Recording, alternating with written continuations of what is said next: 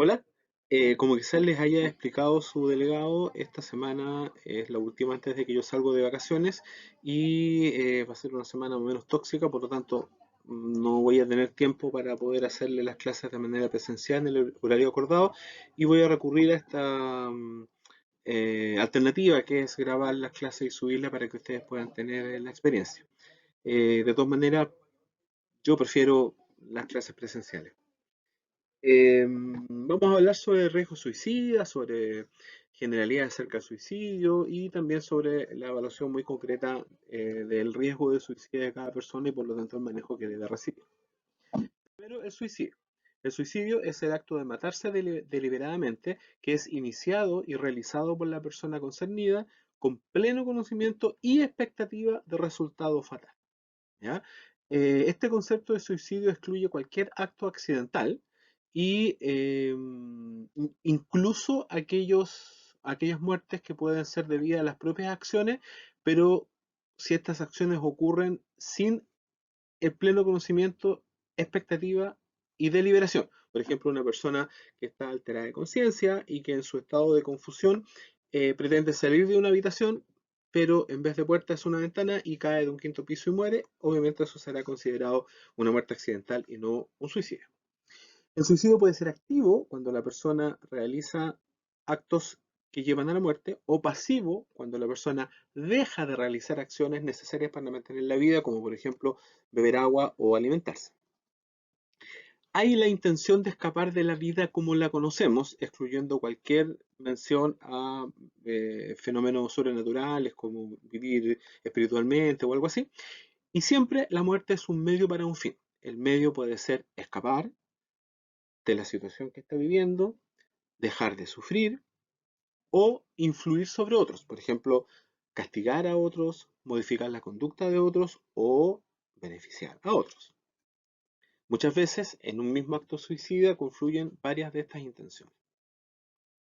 El concepto suicidalidad es un concepto súper amplio que incluye cualquier cosa relacionada con el suicidio. Siempre, digamos, el centro es que la persona tenga la intención de provocarse la muerte, lo consiga o no.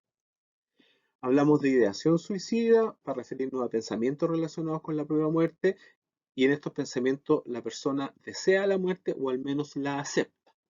Estos pensamientos pueden ser bastante vagos o bastante específicos, pueden ser, como ya decíamos antes, activos o pasivos, pueden ser transitorios o persistentes, usualmente son bastante transitorios y recurrentes cuando son más graves, y pueden ser también egodistónicos cuando la persona no está de acuerdo en pensar en el suicidio. Por ejemplo, te dice, doctor, estoy pensando en estas cosas, me he visto ahorcándome, pero eso me da mucho miedo, es algo que yo no quiero hacer.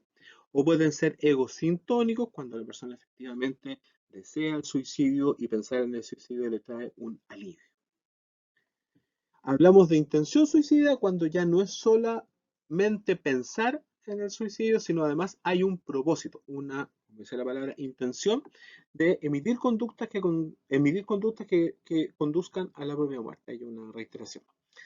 La planificación suicida tiene que ver con una preparación mental, un diseño, puede ser más vago y poco concreto o bastante concreto, donde se piensan en los métodos a usar, las precauciones que se van a tomar para no ser rescatado, lo que hay que hacer para que asegurarnos de que las consecuencias de la muerte se cumplan, en fin. Y los preparativos suicidas son preparativos ya no mentales, sino preparativos concretos, donde hay conductas de aproximación al método, conductas de ensayo con el método, se consiguen los medios y se realizan algunos actos como dejar cartas, evaluar preparativos financieros, enseñarle, no sé, pues, a la señora a ocupar la cuenta del banco por internet y todas esas cosas, ¿ya? Dejar las contraseñas de las cuentas de redes sociales. Finalmente está el intento de suicidio, que es cuando la persona efectivamente comete un acto de autolesión, y el suicidio consumado cuando la persona muere. La frontera entre todas estas situaciones siempre es más o menos difusa. Lo único que está claro es el suicidio consumado porque ocurre la muerte del sujeto, ¿ya? Pero, por ejemplo, si una persona está colgándose en el momento en que va a poner el nudo sobre su cuello y es interrumpido. ¿Eso vale como intento de suicidio o no? Podría ser preparativo. No, no es que importe mucho, ¿ah? Yo lo consideraría intento. Pero no es tan claro el límite entre una cosa y otra. En cuanto a un intento de suicidio, los intentos de suicidio es una acción autolesiva no fatal asociada a indicadores explícitos o implícitos de intención de provocarse la muerte. Explícito significa que la persona dice, efectivamente, doctor, yo me quería matar, yo quería provocar mi muerte, yo me quería suicidar. Y los indicadores implícitos significa que la persona no reconoce explícitamente la intención suicida, pero resulta que dejó cartas, se trató de asegurar de estar solo, utilizó un método de alta letalidad, entonces uno presupone que quería suicidarse. En el intento suicidio suelen coexistir varias intenciones. Modificar la conducta de los demás, por ejemplo, provocar que lo ayuden, llamar la atención, castigar o vengarse de los otros y también alivio psicológico.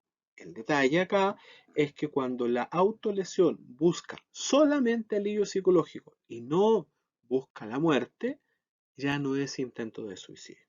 Entonces, la persona que se corta para ver sangre, para sentir el dolor y así tener la certeza de estar vivo, o la persona que está muy desesperada, muy angustiada, muy intensamente disfórica y que al cortarse siente como esa tensión excesiva baja y que no desea morir, sino que solamente desea, por ejemplo, experimentar ese alivio, entonces no hablamos de intento de suicidio, sino que hablamos de autolesión sin finalidad suicida. Entonces, tenemos otros términos necesarios, las comunicaciones relacionadas con el suicidio, que pueden ser la amenaza suicidio, la expresión verbal de planes suicidas, y acá aparecen las autolesiones sin intención suicida, que ya las acabo de explicar.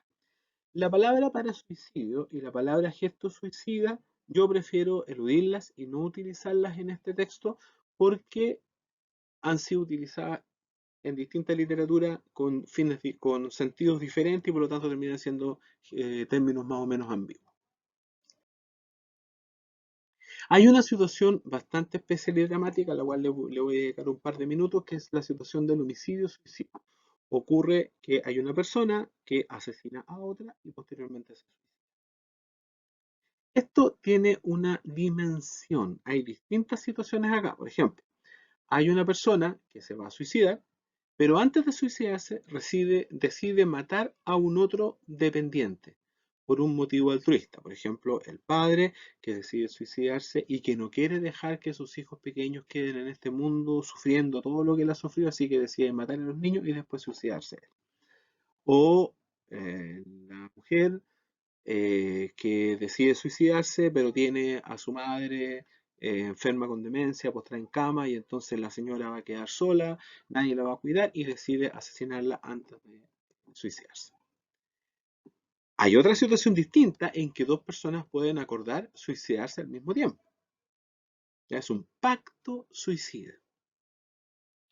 Este pacto suicida en sí mismo no es una situación de homicidio-suicidio. Sin embargo, si en el pacto suicida hay una de las personas que no se atreve a suicidarse, podría pedirle al otro que lo asesine antes de suicidarse. ¿De acuerdo? Entonces ahí sí sería una situación de homicidio-suicidio. Finalmente, algo completamente distinto es que una persona asesine a otra por odio y después se dé cuenta de lo que hizo y después se dé cuenta de los castigos y penalidades que van a caer sobre él y decida suicidarse. O incluso hay una persona que puede elegir, yo voy a matar por odio a esta persona y no quiero desde el comienzo vivir sin esta persona, así que me voy a suicidar. Es la típica situación de crimen pasional que llaman por celos, ya donde usualmente hay un hombre que toma la decisión de cometer un femicidio, pero no es capaz de afrontar lo que le viene a continuación y decide suicidarse. La situación típica de homicidio-suicidio es esta, donde hay dos personas que acuerdan suicidarse, pero uno no se atreve y le pide al otro que lo asesine.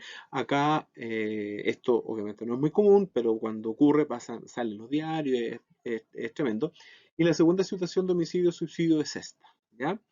Acá se trata de personas cercanas afectivamente, donde tiene, para calificarlo como homicidio-suicidio, tiene que haber una relación motivacional entre el suicidio y el homicidio, ¿ya? Y la incidencia, como les decía antes, es bastante baja. Acá lo típico es que hay una situación de relación de pareja, lo típico es que la motivación sean los celos. En general, el agresor es un varón mayor que su pareja, que usualmente es una mujer. Muy comúnmente usa armas de fuego. En este caso, que a veces llaman filicidio-suicidio, el agresor tiene de 24 a 40 años, usualmente vive en conflicto de pareja y suele haber motivos altruistas. El homicidio de los niños ocurre, niños pequeños, si se fijan ustedes, ocurre para protegerlos del daño, protegerlos del abandono y protegerlos del sufrimiento.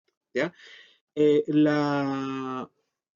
Tanto en este caso, en el primero, como en el caso de acá, por supuesto, no hay en realidad no hay intención de morir en la persona asesinada.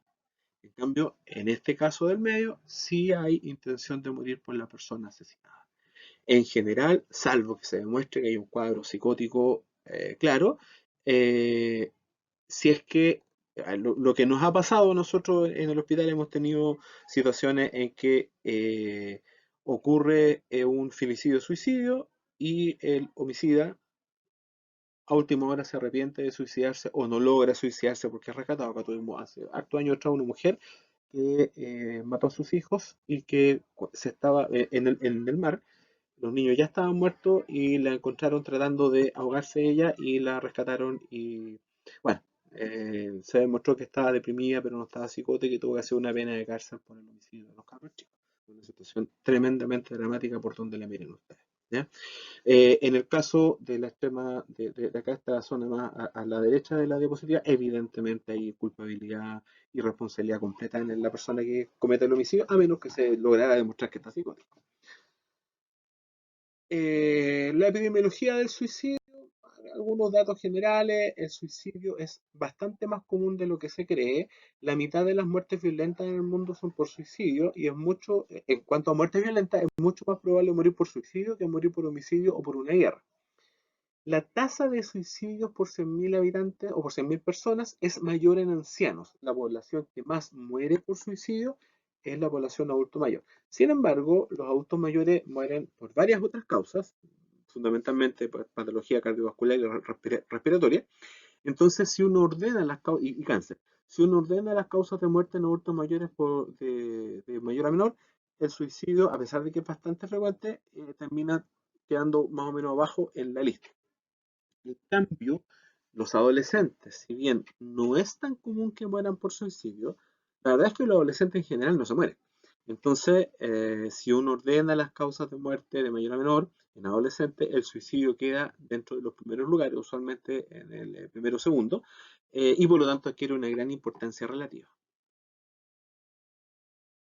Como el suicidio como carga de enfermedad ocupa el quinto lugar en países de alto ingreso de Asia-Pacífico y en países más subdesarrollados como los sudamericanos o en el África subsahariana ocupan lugares mucho más bajos, especialmente en África por la alta mortalidad de enfermedades infecciosas.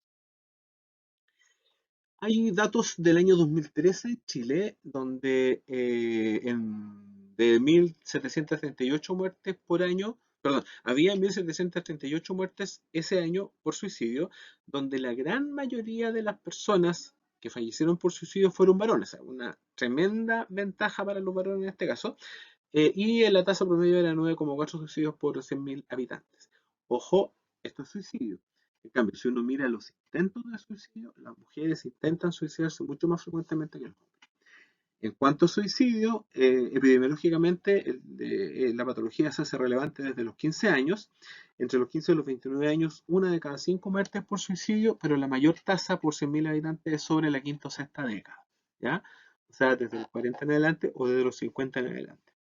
La gran mayoría de las personas que mueren por suicidio ha intentado el ahorcamiento y el uso de armas de fuego, el envenenamiento y la desfenestración, como se llama el salto desde altura, ocupan porcentajes bastante menores en términos de frecuencia. Eso tiene que ver fundamentalmente con que en Chile conseguir armas de fuego tóxicos es bastante más difícil que conseguir algo para los casos. Hay una investigación de Hernán Silva, bastante antigua, pero que es la única, por lo menos que yo conozco, donde dice que a lo largo de la vida, el 14,3% de las personas ha pensado alguna vez en suicidarse y el 7,7% de las personas ha muerto por suicidio. O sea, fíjense, 14,3% de ideación suicida versus el 9,4 por 100.000 de suicidio. Esto plantea una dificultad muy importante porque hay mucha gente que piensa en el suicidio. La mitad, más o menos, de ellos han intentado suicidarse, pero una proporción muy pequeña de ellos muere por suicidio.